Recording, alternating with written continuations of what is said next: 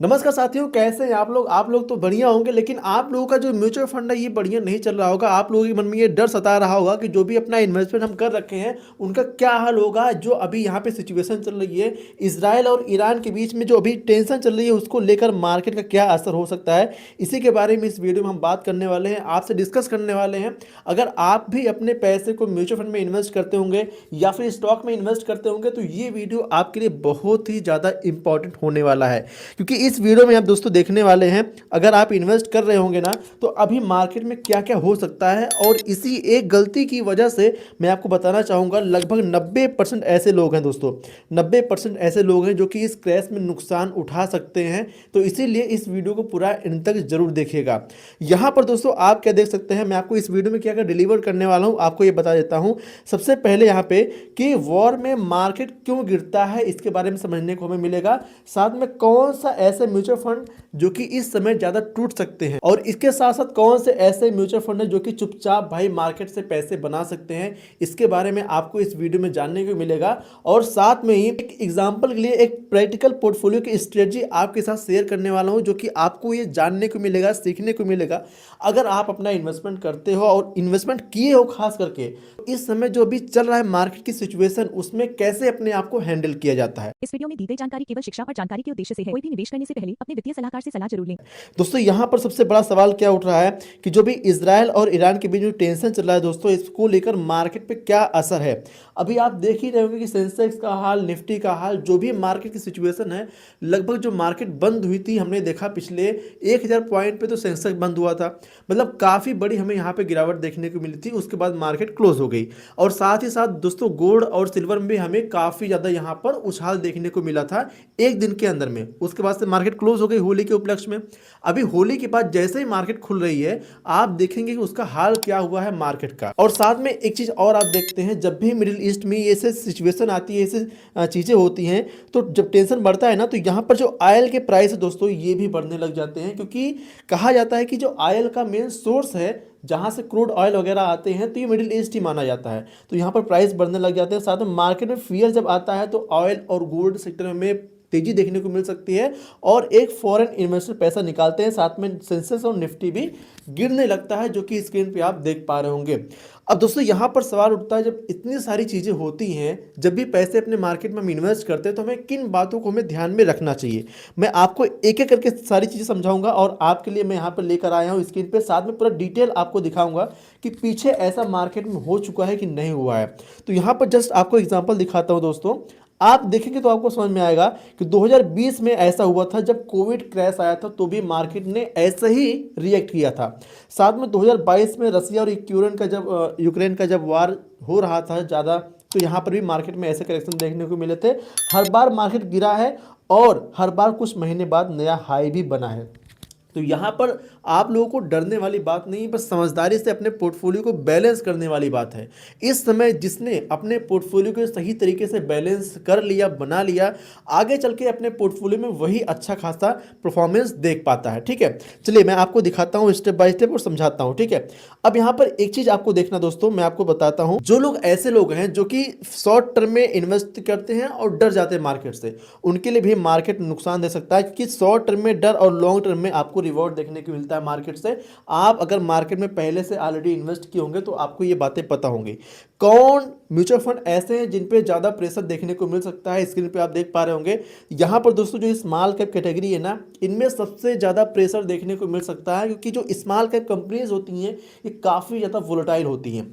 अब आप ही सोचो भाई कि अगर आप एक गिलास पानी लिए हो और पानी एकदम पूरा उसके बारी तक भरा है, पूरा मुंह में पानी भरा है उसका, आप अगर लेके चलोगे तो छलकेगा ही छलकेगा। जो स्मॉल कैप में लोग पैसा इन्वेस्ट किए ना, तो उसमें ज्यादा वोलेटिलिटी हमें देखने को मिलती है, जिसकी वजह से लोग अपने पैसे को ज्यादा निकाल लेते हैं, फिर जाके स्मॉल कैप और ज्यादा वोलेटाइल हो जाते हैं। तो भाई इस समय छोटी कंपनियां सबसे ज्यादा डरती हैं, और लिक्विडिटी कम होने के कारण यहाँ पर गिरावट भी हमें ज्यादा देखने को मिलती है। आप इसको इतनी आसान भाषा में आप समझिए।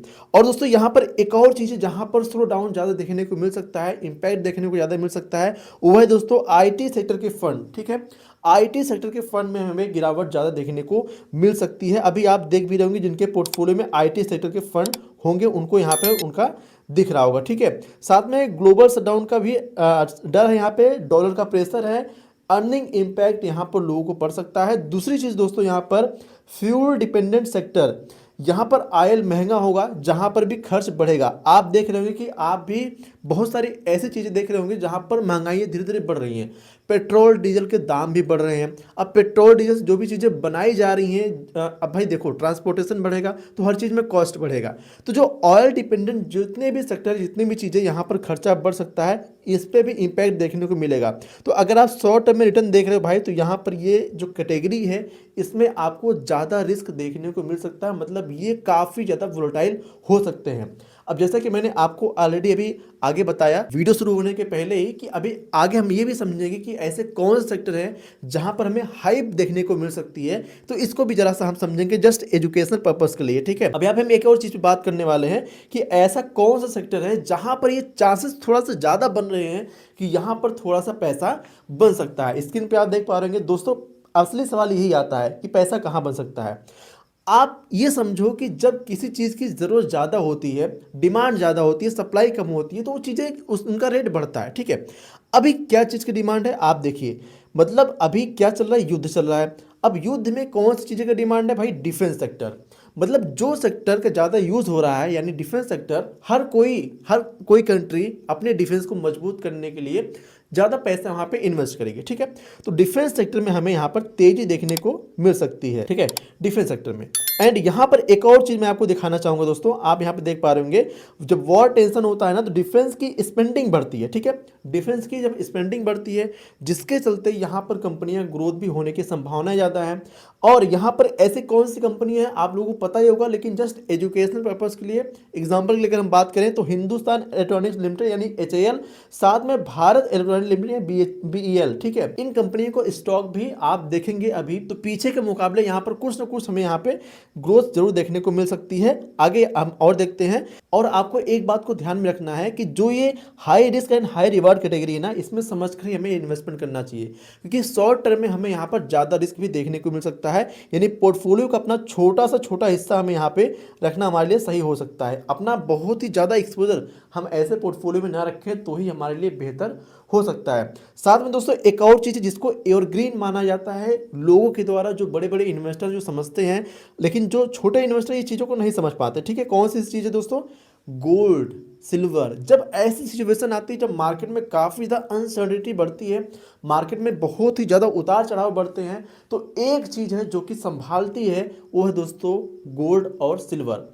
हाँ जानता हूँ सिल्वर काफ़ी वोलेटाइल है, बहुत सारे लोगों ने सिल्वर में पीछे पैसा इन्वेस्ट भी किया होगा, लेकिन गोल्ड और सिल्वर ये इन्वेस्टमेंट का एक बेहतर जरिया माना जाता है। अपने पोर्टफोलियो में अगर इनको सही तरीके से बैलेंस करके रखा जाए तो आगे चल के हमें यहाँ पर अच्छा रिस्पॉन्स दिखा सकते हैं। क्योंकि दोस्तों जब दुनिया डरती है ना, तो गोल्ड और सिल्वर ये चमकते हैं, ठीक है। दुनिया डरती है तो गोल्ड और सिल्वर चमकते हैं। 2020 के क्रैश में गोल्ड ने अच्छा परफॉर्मेंस दिखाया था, और अभी में पिछले कई साल से, मतलब एक साल के भीतर हम देखें तो गोल्ड का परफॉर्मेंस पिछले एक साल में सबसे ज़्यादा हमें देखने को मिला। ये पास्ट का रिटर्न है, फ्यूचर की कोई गारंटी नहीं होती है, लेकिन अगर हम अपना पोर्टफोलियो बना रहे हैं दोस्तों, तो कम से कम हमारे पोर्टफोलियो में 10 से 15% अगर गोल्ड रख लेते हैं तो हमारे हिसाब से ये पोर्टफोलियो थोड़ा सा बैलेंस पोर्टफोलियो माना जा सकता है। तो इसलिए अपने पोर्टफोलियो में गोल्ड भी रखना हमारे लिए ज़्यादा बेहतर होता है।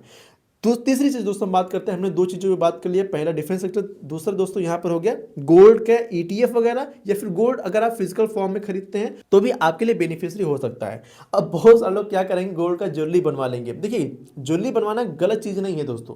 अगर आप ज्वेलरी बनवाते हैं ना, तो ज्वेलरी में क्या होता है, कुछ मेकिंग चार्जेस होते हैं। अब अगर आप ज्वेलरी बनवा रहे हैं तो उसमें 22 कैरेट या फिर 18 कैरेट ज्वेलरी बनवाएंगे, तो 18 कैरेट वाले में क्या होता है, जो गोल्ड का उसमें होता है, मिक्सचर होता है, जिसकी वजह से अगर आपको रिटर्न करने जाना है, उसके बदले पैसे आपको लेने हैं, तो उसमें आपको 20 से 22% 25% कटौती कट जाती है। तो इससे अच्छा अगर आप गोल्ड ले ही रहे हैं, तो आप अगर इन्वेस्टमेंट करने के लिए ले रहे हैं तो उसमें 24 कैरेट का आप जो है कि फॉर्म में गोल्ड ले सकते हैं, यानी उसको सोने की बिस्किट ले सकते हैं, जिसकी वजह से आपका इन्वेस्टमेंट भी हो जाएगा, साथ में आपके जो मेकिंग चार्जेस वगैरह करते हैं ये नहीं कटेंगे, ठीक है। तो आप ये कर सकते हैं। अब दोस्तों यहाँ पे तीसरे ऑप्शन की हम बात करते हैं, ठीक है। तीसरा ऑप्शन कौन सा हो सकता है, तो स्क्रीन पे आप देख पा रहे होंगे फ्लेक्सी कैप कैटेगरी। अब देखिए फ्लेक्सी कैप कैटेगरी क्यों यहाँ पर ज़्यादा बेनिफिशियरी हो सकती है दोस्तों, क्योंकि फ्लेक्सी कैप कैटेगरी में एक सेक्टर में या फिर एक स्टॉक में आपके पैसे नहीं लगते हैं। वैसे आप जानते ही होंगे कि अगर म्यूचुअल फंड में आप इन्वेस्ट कर रहे हैं तो आपके पैसे कई सारी कंपनीज में लगते हैं, लेकिन अगर आप फ्लेक्सी कैप में इन्वेस्ट कर रहे हैं तो कई कंपनी में लगते ही लगते हैं, लेकिन कई सेक्टर में लगते हैं। जिस तरीके से कह सकते हो कि आप स्मॉल कैप में भी लगता है, मिड कैप में भी लगता है, लार्ज कैप में भी लगता है। मतलब जो आपका फंड मैनेजर है ये बिल्कुल ओपन है, मतलब वो कहीं भी आपका पैसा लगा सकता है सही तरीके से सही डिसीजन लेकर, ठीक है, बिल्कुल फ्री होता है। तो यहाँ पर आपके पैसे लार्ज कैप, मिड कैप और कैश होल्डिंग भी साथ में एडजस्ट करता है, यानी वोलेटाइल टाइम में ये अपने आप को बैलेंस कर सकता है। जब मार्केट जहाँ पे उसको अपॉर्चुनिटी दिखती है वहाँ पे आपके पैसे को लगाता है, ठीक है। तो अगर आप लॉन्ग टर्म में वेल्थ क्रिएट करना चाहते हैं तो उसके लिए एक स्ट्रॉन्ग स्ट्रेटजी ये हो सकती है फ्लेक्सी कैप कैटेगरी भी, ठीक है। आपने यहाँ फ्लेक्सी कैप भी देख लिया। अब यहाँ पर दोस्तों हम एक चीज़ देखते हैं, लार्ज कैप इंडेक्स को हम देखते हैं। यहाँ पर आपको इंडेक्स दिख रहा होगा स्क्रीन पे, आप अगर साफ साफ देख पाएँ तो यहाँ पर कुछ चार्ट दिख रहा है। आशा करता हूँ आपको समझ में आ रहा होगा। मैं आपको एक बार बताना चाहूँगा, यहाँ पे जब भी मार्केट वोलेटाइल हुआ है, ठीक है, तो जो लार्ज कैप है इसकी वोलेटिलिटी के बाद इसका यहाँ पे असर आप देख सकते हैं किस तरीके से चार्ट बनाया है, मतलब वोलेटाइल होने के बाद किस तरीके से बाउंस बैक करता है। तो अगर आप शॉर्ट टर्म इन्वेस्टर तो आप डर जाते हो, लेकिन अगर यहीं पे आप लंबे समय के लिए इन्वेस्ट करते हो ना, तो आप ये जानो कि लंबे समय मार्केट अच्छा परफॉर्मेंस दिखा सकता है। इसीलिए हमें अपनी होल्डिंग को बना के रखना चाहिए। अगर हम लार्ज कैप स्टॉक की होल्डिंग की बात करते हैं तो लार्ज कैप में market capitalization more than $10 billion, less volatility risk, good return and annual dividends. अगर आप लार्ज कैप वगैरह में अपना पोर्टफोलियो बना के रखते हैं, लार्ज कैप म्यूचुअल फंड वगैरह में, तो ये बहुत ही ज़्यादा वोलेटाइल नहीं होते हैं। हाँ, असर पड़ता है मार्केट का यहाँ पर, लेकिन उतना ज़्यादा असर नहीं पड़ता जितना कि स्मॉल कैप कैटेगरी में पड़ता है और बहुत सारी कंपनीज में पड़ता है। लेकिन स्मॉल कैप की तुलना में लार्ज कैप में थोड़ा सा कम वोलेटिलिटी में देखने को मिलती है। तो इसीलिए अपने एक्सपोजर को आपको लार्ज कैप में भी बना के रखना चाहिए। अब एक चीज़ मैं आपको बता दूं दोस्तों कि जब वॉर वाली सिचुएशन वगैरह आती है ना, तो यहाँ पर जो स्मॉल कैप कंपनीज हैं यहाँ पर पैनिक सेलिंग हमें ज़्यादा देखने को मिलती है, ठीक है, स्मॉल कैप कैटेगरी में।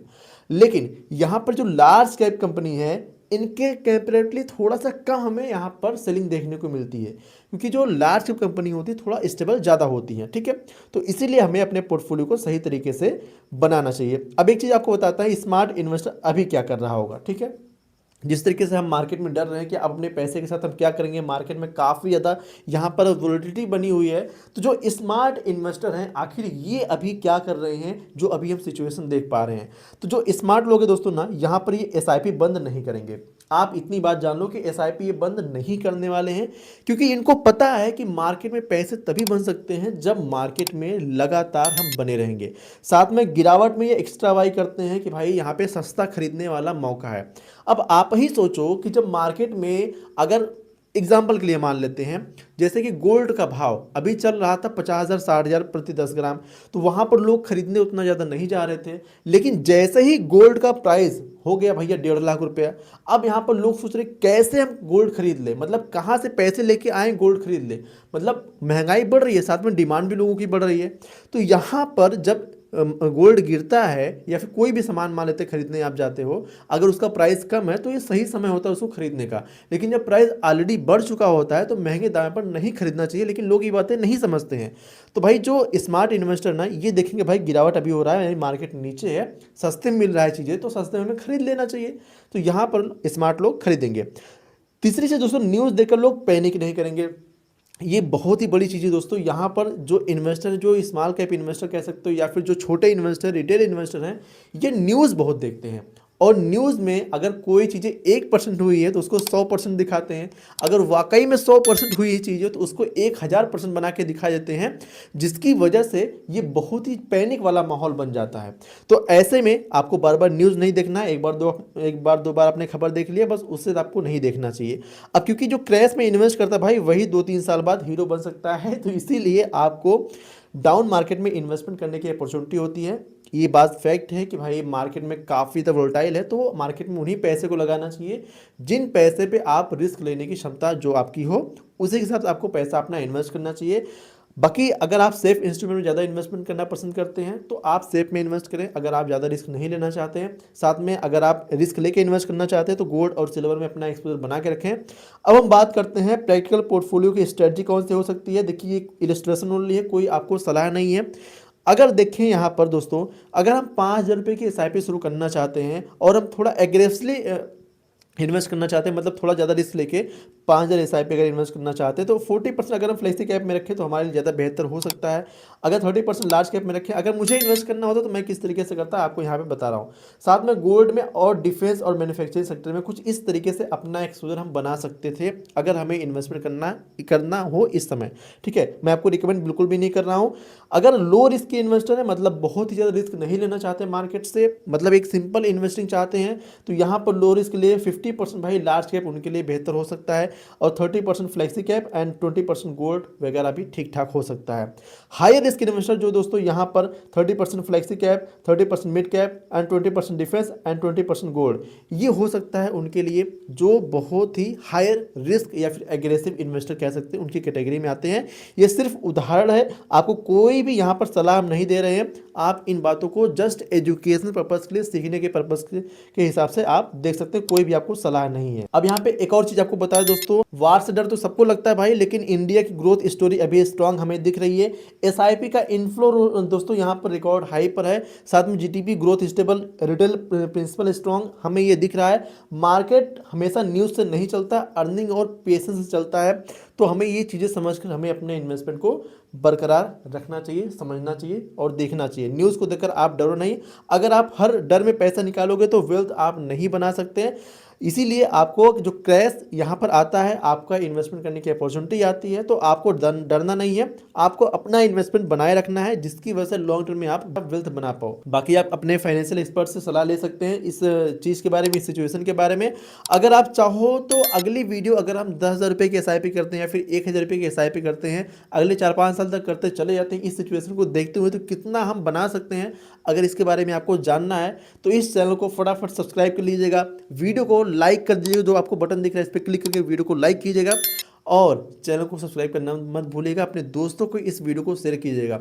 इस वीडियो में इतना ही। इस वीडियो की राय कमेंट बॉक्स में जरूर दीजिएगा। चलिए मिलते हैं दोस्तों अगली वीडियो में, तब तक के लिए जय हिंद, जय भारत। अपना ख्याल रखना। इस वीडियो में दी गई जानकारी केवल शिक्षा और जानकारी के उद्देश्य से है। कोई भी निवेश करने से पहले अपने वित्तीय सलाहकार से सलाह जरूर लें।